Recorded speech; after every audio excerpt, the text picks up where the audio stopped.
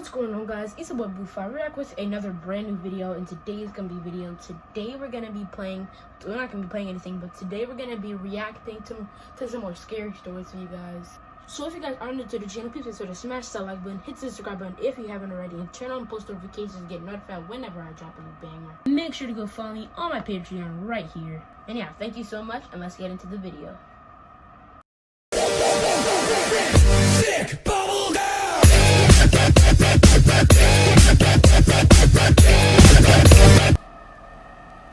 Alrighty guys, so we are about to react to this story right now for you guys. So let's just get into this video, guys. Hold on. Alrighty, hold up. Okay, so I'm not gonna be talking during this time because when the volume is loud you can't really hear me. So yeah, let me grab my headphones. Hold on. Actually, I don't need my headphones. And yeah, let's just get into the video. Alrighty. This video is sponsored by Skillshare. More details at the end of the video. The woman. It was a late, moonless, snowy night. I heard the chilling cry of a bobcat as I arrived home from my parents' house, where we had just had Thanksgiving dinner in northern Michigan. Exhausted, I had finally made it to my bed when my pregnant girlfriend asked for nacho cheese munchies. Reluctantly, I laced up my boots and went to my car. Due to the cold, it took me a while to start the car, which only made me more irritated. But eventually I got it started, and I arrived at the convenience store to retrieve my girlfriend's mandated snacks. As I left the store, walking back towards my car, I saw a shadow of movement out of the corner of my eye. What looked like a person stood near the dumpster, just out of the light. I stepped towards the figure, and she looked at me with a giant, sinister smile. Her face was so weathered, it looked like she had cracks all over her face. She was crouched down and appeared to be chewing on something. I looked to see what she was chewing on. To my surprise, it was a severed arm. It looked old, as if it had been rotting for weeks. I saw her glance at something in her pocket. I could see the outline of what looked like a pocket knife. As soon as I looked back up, she quickly charged me. I pushed her away and then ran back to the convenience store. I burst through the door and frantically yelled towards the cashier to call the police as I turned to lock it. He asked me, "What's going on?" I scowled at him and said, "Please, just call the cops." I looked back outside and saw the woman had moved across the street and was still scrutinizing me as she maintained her malevolent grin. "Look, there's a girl out there who's trying to kill me." Looking over me, he replied, "I don't see anyone out there, sir." Those words shook me, even to this day. When the police reached the gas station, they began looking around for the woman while one of the officers asked me what had happened, and I told him the details of the encounter. One of the officers came back and said he couldn't find anything. I then took them back to where I first noticed her. We spent a few minutes intently searching, but there was no proof she was ever even there. The officer cocked his head and looked at me as if I was deranged and asked me in a judgmental tone, "Are you feeling okay?"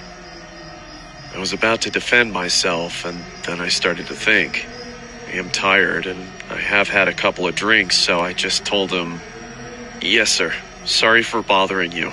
I hope you have a nice night." And then I drove home. I got home at around 4 o'clock in the morning. My girlfriend greeted me with an angered but concerning tone of voice. She asked me, "Where were you? Are you okay?" So I told her everything that happened. Of course, she didn't believe me. I couldn't get to sleep that night. I sat in my bed questioning my sanity, wondering if it was all even real. Am I crazy? Maybe I'm just tired. But no, that can't be it. I saw it. But if I saw it, why was there no proof? Where did the arm go? Where did she go? Before I knew it, it was 7 in the morning, and I had to go to work. I threw on my jacket as I was about to head to the construction site, and I put my hand in my pocket and noticed that there was a hole in it. It wasn't there the other day. I thought, what if she caught my jacket as I ran? Which further proves my suspicion that she was real. I couldn't believe it. My mind completely went wild until my girlfriend kissed me goodbye. I told my friends at work what had happened, and they didn't believe me either. They made jokes about it the entire day, but I had my bowling tournament that day, so that gave me something to look forward to. I got home and hung my vest and jacket up and rapidly put on my bowling shoes and got my bowling ball. My girlfriend looked at me with a pleasant smile and Guys, I just realized that he said like bowling like 7 times. What the heck? I just find that funny. Let's just get back into it. said, When will you be back? probably around 11. Don't be long. I won't, don't worry. At around 10:30, the tournament had finally finished and we had won. I was so thrilled I had forgotten about the woman. As we were leaving, I noticed something at the other end of the parking lot. It was that psychotic woman. We stared at each other for what felt like an eternity. She slowly started moving towards me while waving her knife in the air and making cuts. I quickly jumped into my car and turned it on. As I looked up, I saw she was standing in front of me, staring at me. She slowly walked over to my window, and she said in a quiet, deep, and scratchy voice, Little pig, let me in. I was frozen in fear, but I snapped back to reality when she banged on the roof of my car, screaming. I quickly slammed my foot on the accelerator and didn't let off it until I couldn't see her anymore. When I arrived home, I told my girlfriend what had happened. Like last time, she didn't believe me. I really thought I was insane, but I tried to forget about it and get some sleep. Later that night, I woke up and saw her in my room. All she said was, "Let me in," over and over as she got closer. She then started shouting, Let me in, let me in, let me in. Let me in. Come on, Paul. Stop being difficult. Let me in. I was wondering how in the world my girlfriend hadn't heard this going on. The woman was right next to me and held up a knife to me. That's when I fainted. I woke startled in my room, dripping with sweat. Then I remembered I don't have a girlfriend, nor a house, or a family.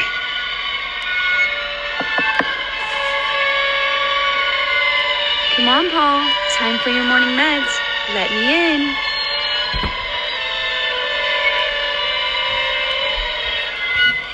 Oh my gosh, yo. I think I know what's going. He's in a psychiatric facility. And then like I think that he was like having nightmares about like his doctor or something. Dang. That was good. Well, I hope you guys enjoyed this video. Please make sure to smash that like button, hit the subscribe button if you haven't already, and turn on post notifications to get notified whenever I drop a new banger. And yeah, I'll see you guys in the next one. Subscribe!